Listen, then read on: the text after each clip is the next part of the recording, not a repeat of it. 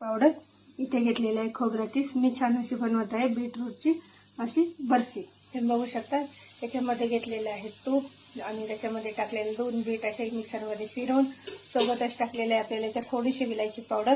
अजून आपण याच्यात थोडीशी विलायची पावडर ही टाकणार आहोत आणि सोबत टाकायची आपल्याला ही अर्धी वाटी साखर. साखर तुमच्या हिशोबाने कमी जास्त करू शकता. ही बर्फी खूप हेल्दी आहे. छान अशी मस्त याला छान असं साखर आपल्याला पूर्ण असं पाणी निघेपर्यंत आपल्याला हे बीट साखरेमध्ये परतायचं आहे. तुम्ही बघू शकता आपली साखर छान अशी विरघळली आहे. सोबत टाकायचं आपल्याला हे डेसिकेटेड कोकोनट. याला छान असं परतून घ्यायचं आहे. तुम्ही बघू शकता याला छान असं परतून घ्यायचं आहे. या वगैरेच्या पीसमध्ये आपण ऑलरेडी साखर टाकलेली आहे. आता सोबतच टाकायचं आहे आपल्याला हे दूध पावडर. अर्धा टाकायचं आहे, नंतर अर्धा टाकायचं आहे, कारण की काय होतं मग खोबऱ्याच्या पिठामध्ये हे पावडर टाकल्यामुळे त्याचं पाणी छान असं सोकून जातं. त्याला छान असं मिक्स करून परतायचं आहे.